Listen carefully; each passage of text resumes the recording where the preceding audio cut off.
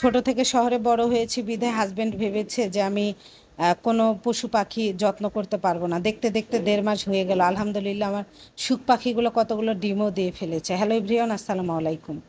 তো একটা বিচি বুনেছিলাম, বিচি থেকে হচ্ছে গাছও হয়েছে, দেখতে দেখতে 8 বছর গাছে আজকে ফলও দিয়েছে। আপনাদের ভাইয়া হচ্ছে আমি এত পরিমাণে খুশি, আর আমি যেরকম মানে আশা করেছিলাম তার থেকে অনেক বেশি হয়েছে। এজন্য আমি অনেক খুশি, কারণ আমরা শক্ত কাঁঠালটা খেতে অনেক বেশি পছন্দ করি, আমার বাচ্চারাও, আপনাদের ভাইয়াও, আমিও। এই যে এত মানে পরিমাণে শক্ত হয়েছে কাঁঠালটা, আলহামদুলিল্লাহ। মানে ওই যে ভিতরের যে বলে ওইটা সহ উঠে যাচ্ছে। তো আপনাদের ভাইয়া ভাঙতেছেন, বলে কি ব্যাপার, তুমি কি খুশি না? বলে কেন খুশি হব না, মানে আমি ওর সাথে দুষ্টুমি করতেছিলাম যে তুমি মনে হয় খুশি না। এই কাঁঠালটা যেই খাবে সেই কাঁঠালে প্রেমে পড়ে যাবে, সিরিয়াসলি বলতেছি।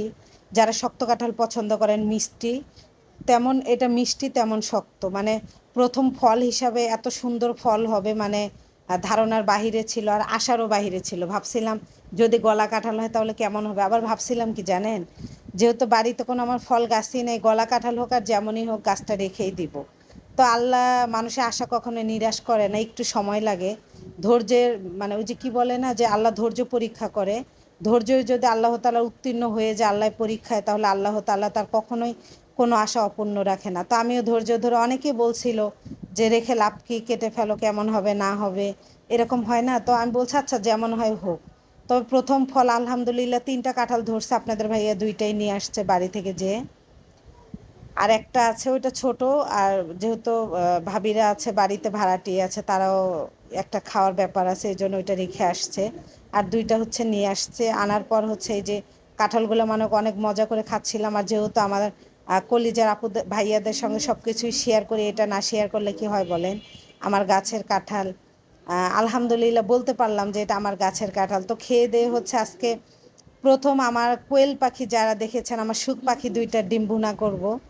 তো সুখ পাখি দেখতে দেখতে আলহামদুলিল্লাহ ছোট বাটির 1 বাটির ডিম দিয়ে ফেলছে। আজকে আমি হচ্ছে 6 হালি ডিম সিদ্ধ করছি। তো প্রথম ডিমগুলো খেয়ে ফেলছে বাবু। আবার কি হয়েছে জানেন, পাখিগুলা প্রথম বড় বড় ডিম দিছে, মাঝে আবার ছোট দেয়, জানি না কেন, খাবারের ইয়ার কারণে নাকি। তবে ছোট দিক আর বড় দিক সব থেকে ভালো লাগে যে নিজের হাতে পালা যত্ন করা পাখি দিচ্ছে, এটা বড় কথা। আপনাদের ভাইয়া বলতো কি যে আমি বলে এগুলো করতে পারবো না, আমি যখন পাখি কিনতে চাই তখন বলে এগুলো যত্ন করবে কে, মানে আমি ছোটকাল থেকে শহরে বড় হয়েছে, ভাবছে যে শহরে বড় হয়েছি বিধায় আমি মনে হয় এগুলো পারবো না, কিন্তু আসলে না, পরিস্থিতি মানুষকে সব কিছু করতে শেখায়, তাই না? তো এখন পাখি দেখতে দেখতে 1.5 মাস হয়ে গেল, তাহলে কি আমি যত্ন করতেছি না? তো আলহামদুলিল্লাহ দেখেন কতগুলো ডিম হয়েছে, আরও ডিম আছে। মানে আমি 6 হালি আজকে করলাম, তো ডিমগুলো ভুনা করব। মানে আমি কয়দিন যাবৎ হচ্ছে ঈদের সময় তো যেহেতু, এই জন্য হচ্ছে রাত্রে রান্না করতেছি। মানে রান্না করতে করতে গাইস কি বলবো, মানে বিরক্ত লেগে যায়। 3 বেলা রান্না করতে হয় এই জন্য। আর ঈদের সময় খাওয়া দাওয়া বেশি না, গোস্ত আছে ফ্রিজে, গোস্ত খেতে আর ভালো লাগতেছে না। এই জন্য হচ্ছে শুক পাখির ডিমগুলো আমি ভুনা করতেছি।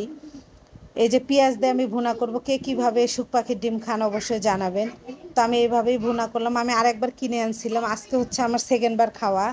আমি হচ্ছে আরেকবার কিনে আনছিলাম আর এই একবার, আর খাওয়া হয় নাই আমার। তো যাই হোক, কে কোথায় থেকে ভিডিওটা দেখতেছেন অবশ্যই কমেন্টের মাধ্যমে জানাবেন, ভালো লেগে থাকলে লাইক কমেন্ট শেয়ার করবেন।